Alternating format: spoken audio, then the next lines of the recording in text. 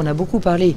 La ferme, qu'est-ce qu'il y a? J. Au Paris 2024, un ticket de métro à 4 €, oui, mais, pour que personne n'en achète, défend Pécresse. Ce lundi matin, la présidente de la région Île-de-France Valérie Pécresse a défendu ce tarif dissuasif, pour éviter l'embolie des guichets. Elle incite notamment les franciliens à souscrire dès maintenant à la formule Navigo Liberté Plus, qui permettra de conserver le ticket à 1,73 €.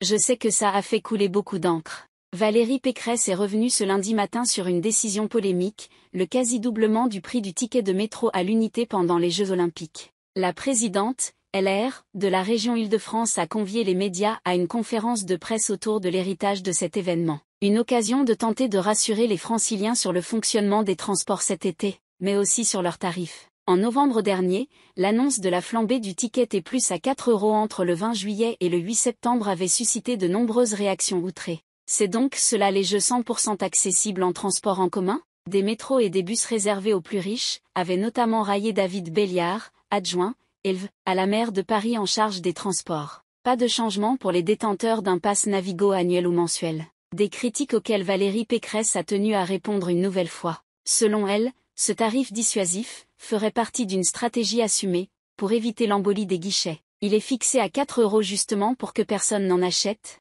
Martel Selle qui préside également Île-de-France Mobilité.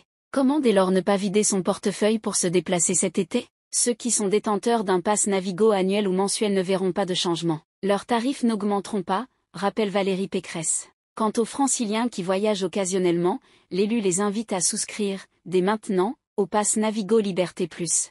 Après une inscription gratuite en ligne, les utilisateurs sont débités le mois suivant en fonction des déplacements qu'ils ont réalisés. Chaque trajet revient à 1,73 €, soit l'équivalent du prix des tickets lorsqu'ils sont achetés par carnet de 10. La correspondance avec les bus, trams et RER est offerte dans Paris. Nous avons actuellement 430 000 abonnés Liberté Plus, poursuit Valérie Pécresse. Or, nous savons que 4 millions de franciliens utilisent occasionnellement les transports. Nous avons donc 2 mois pour convaincre 3 570 000 personnes de s'abonner. Ceux qui ne sont pas sur Liberté Plus, ce sont ceux qui veulent payer plus, ajoute-t-elle avec une pointe d'ironie. Ne pas laisser de dette olympique aux franciliens. Attention cependant, cette formule ne convient pas à tous les types de trajets et de voyageurs. Elle fonctionne sur les lignes de métro, y compris en petite couronne. En revanche, elle est limitée à Paris intramuros pour les RER.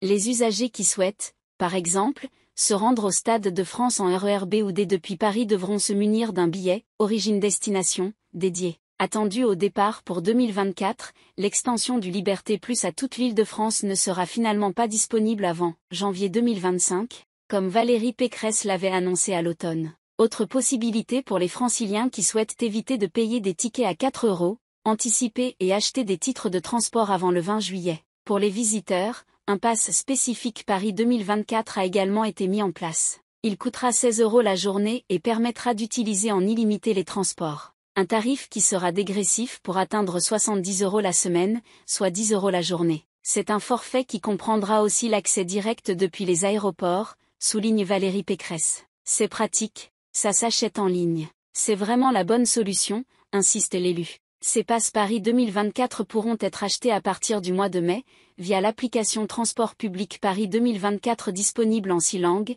sur les smartphones Android et Apple.